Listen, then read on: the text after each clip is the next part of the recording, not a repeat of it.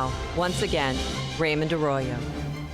Welcome back to The World Over. Pope Francis named the consultors for this year's Synod on the Family. He also declared a Holy Year of Mercy to begin immediately following the much-anticipated October Synod. All the while, the Holy Father is taking deliberate steps to reform the Curia in Rome.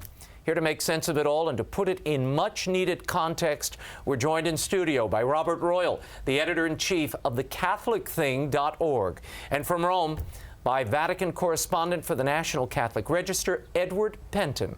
Thank you both for being here. Robert, I want to start with you. The Pope said in recent days he anticipates a short pontificate, 2 to 3 years. I always said this was a 5-year pontificate. I know. Yeah, I know, but I was kind of quiet about it. You're a prophet. I'm not really, but it seems that way as time goes on. Here's my question.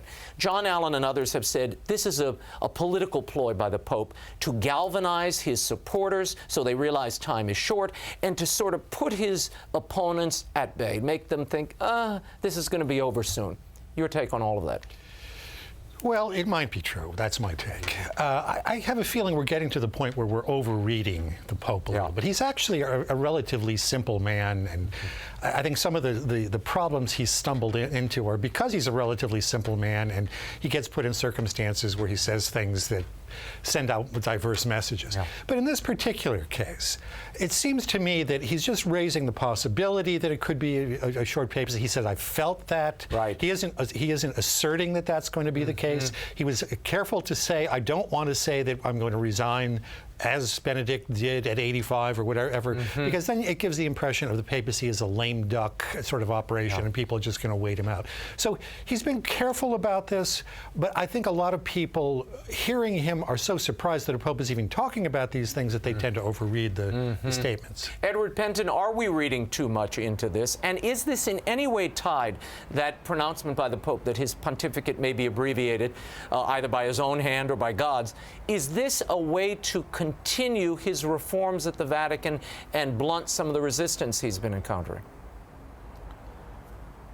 I agree with Robert that we could perhaps read too much into this. I think he probably was just giving a straight answer to a straight question, but it's very difficult to read this Pope, as everyone knows, and to know exactly where he wants to go and what his intentions are. But I think he has left open the possibility, I think, clearly of resigning like Pope Benedict.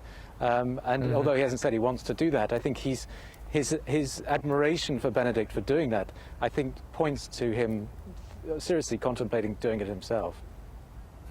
Edward, you wrote a blockbuster of a piece that didn't get enough attention, and I'm going to Facebook it again and send it out, where you reported on the consultors, the 11 consultors that the Pope has appointed to this Synod on the Family. What do they tell us? Who are these people? Well, the subject of the piece that I wrote is the Synod Secretariat stacking the deck.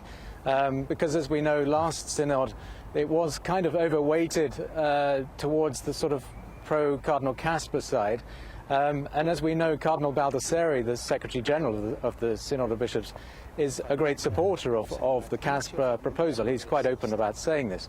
So clearly he's... And we should tell people, Edward, the Casper proposal, proposal is that divorced and remarried Catholics should get a fast pass, if you will, to communion. That they shouldn't have to go through an annulment process, or they should get some kind of quickie, once over by the parish priest, and the second wife and the guy could go to communion. So continue. I'm sorry. Yeah. Yes, no, that's right. And clearly, if you look at the backgrounds of the other consultors, yes, there is one professor from the John Paul II Institute, who wasn't there last year. There was no representative of the faculty at the Synod last year. But the rest of them are all very much of a sort of Casperian background. And so there is concern there that, he's again trying to manipulate the proceedings and make sure that this agenda, if you like, goes through. But how much control, how much power or influence, rather, that these consultants have is not clear. I'm trying to find that out. But certainly in the preparation of the Synod, they're going to have some say in it. Interesting. Robert Royal, your analysis of this? I mean, what are we seeing here? Is this stacking the deck, and are we preordaining the Casper solution as the answer? It would appear that that's the case. I think Edward's got this exactly right. However, it's an open question for me how much the Pope actually pays attention to the details of the structuring of these synods. I think what happened in the last one, and there are, of course, different ways of reading what happened in last October's synod, is that as he often does in his public life, I think he begins a process and then he lets it go to see where it's going to wind up. And even when that very controversial midterm report came out, he read it, he returned it to them, and he made no changes. No, he proved that. Yeah, he wanted that process to go forward. So I don't know if he's the one who's actually made these selections or they've been recommended to him, which I have a feeling is what's happening. And it raises the whole question of the curial reform that's going on, which seems to be doing well in terms of financial reform. How much the reform is internal about other matters is not clear to me. And I was just in Rome 2 weeks ago. In fact, I met with Edward, and we had a good conversation together. And I constantly hear that from many friends who are reporters and just observers and sometimes participants in various offices, that they hear about these reforms, they don't know themselves very concretely what they mean. And it seems that there is some group, not necessarily Francis himself, who seems to be driving the car. Edward Pentin, there was also the Italian government recently passed a bill that legalizes quickie divorces in Italy. Is this seen somehow as a tell of where this Synod on the Family could go in October? Well, it does seem rather interesting. I mean, this was a bill that was passed yesterday in the Senate. It still has to go through the House again, but it's going to be approved. And it does rather point to, I don't know if there is a connection, but I wrote about it today, that they're trying to streamline the annulments process. This is Pope Francis's view. This is what he wants to do. It's also very much the sort of Casperian thing too, is to streamline the annulments process and make it easier for people. You could almost draw a parallel there with the quickie divorces in Italy. Of course, it's very different, the annulments and divorce, but they're often perceived as rather similar. So there is that connection being made there, which is rather interesting, I think.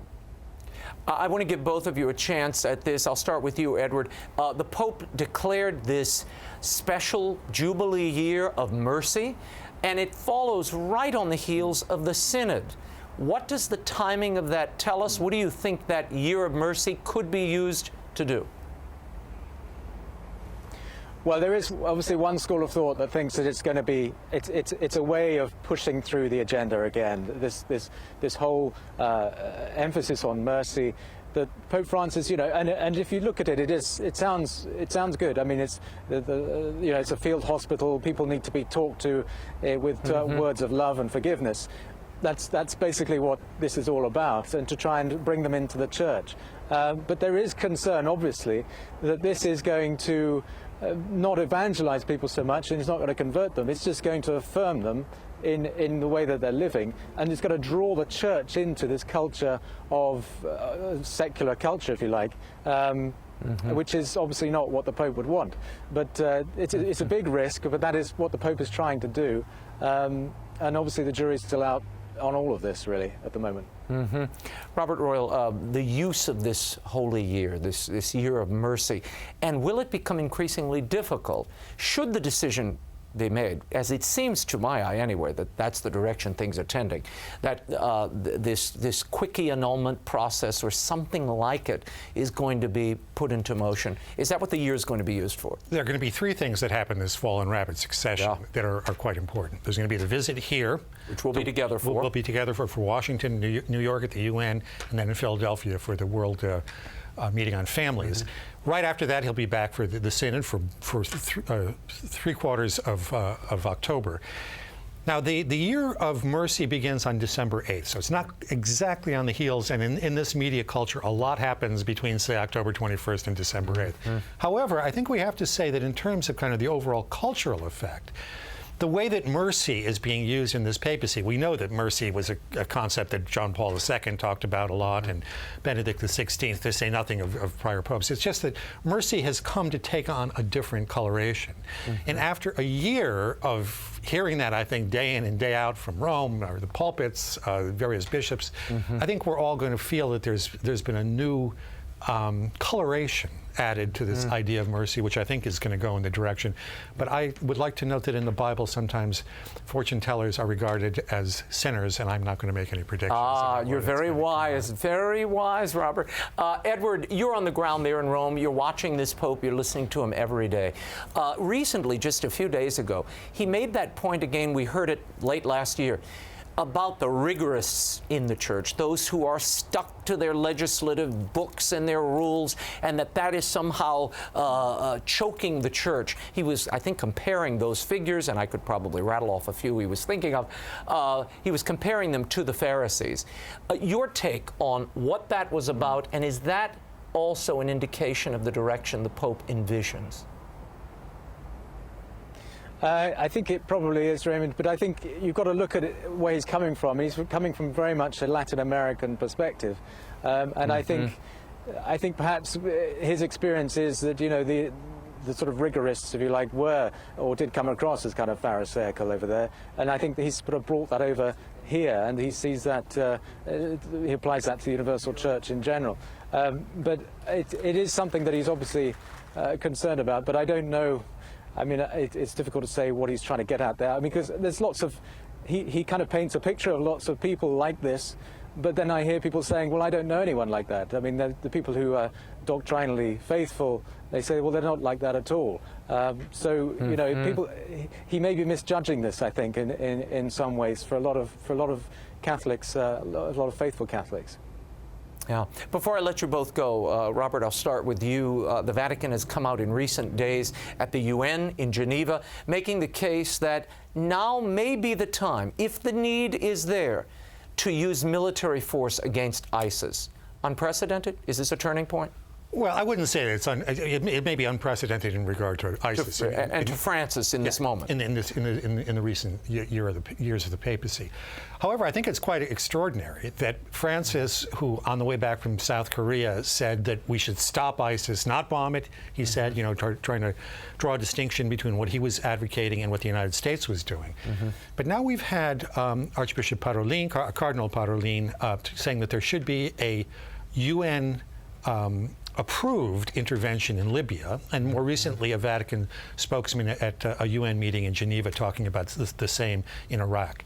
The Pope hasn't taken the lead on this, but I think it's significant, if not unprecedented. It's significant that even they are recognizing now that the only way to deal with this type of threat is militarily. Edward, from the ground in Rome, what are you hearing? Is this a shift in the Vatican position? It's definitely a harder line shift. Yes, I think in the past they've really tried to refrain from sort of getting into all of this and advocating any kind of violence. I remember only a few months ago there's talk about Christian militias and whether the Vatican should be supporting them. But now it seems to be that you know, they in the to do with just war, they can justify this as saying, you know, it's in self-defense, and surely there should be some force used against and surely against the threat of ISIS. The bloodshed of the Christian community throughout the Middle East is no doubt forcing them to this position. It's not a position they would have easily come to. Thank you both for being with us. You can read all of Robert Royal's incisive columns and commentary by visiting thecatholicthing.org, and our National Catholic Register Rome correspondent Edward Pentin's columns and blogs are always great reading at ncregister.com. Thank you both for being here.